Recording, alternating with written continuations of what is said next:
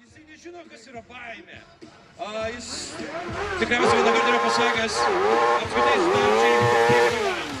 Štai taip, žmogus, kuris prašo jūsų ovacijų, sako, kuo daugiau ovacijų aš sulauksiu, tuo agresyviau aš ir važiuosiu. Man žiauriai gaila to BMW automobilio, nes gali būti jisai bus greitai suniokotas. O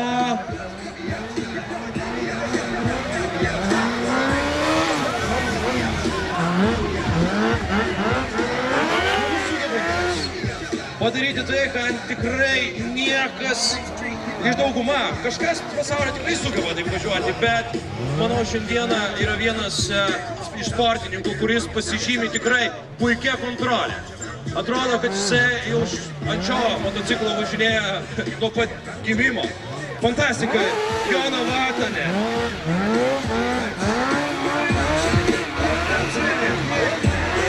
Sportininkas iš Suomijos. Taip pat jau atvažiavęs jisai nebe pirmą kartą ir visuomet čia atvažiavęs jisai tikrai parodo puikus triukus, kuris dabar čia ir buvo jūsų aplodismentai, iš tikrųjų nerealus pasirodymas.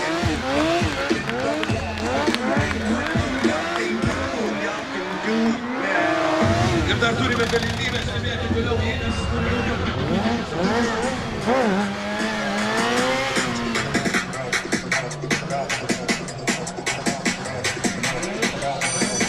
Žemės ant galinio rato, pas vyrų šonų, darant ratus, kontrolė yra tiesiog, neišpasakyta.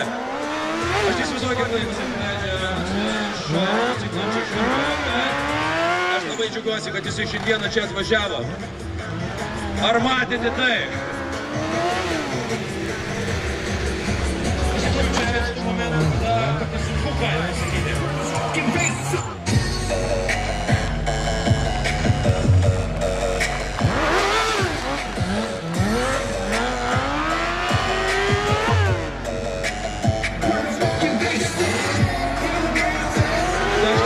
Kas turi laiko, iš tikrųjų.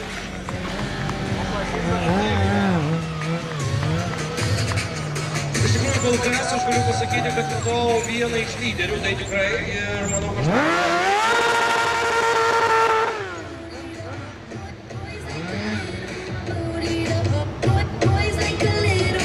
Taigi jam liko 30 sekundžių, atbulas važiuodamas į tą galvos.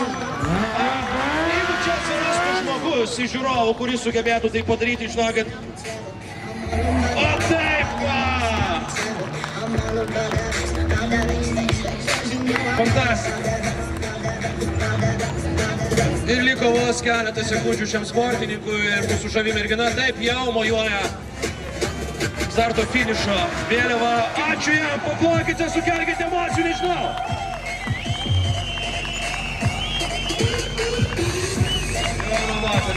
Po taip bus iš teisėjų. Tikrai parodys gerą reginį dėmesio į areną.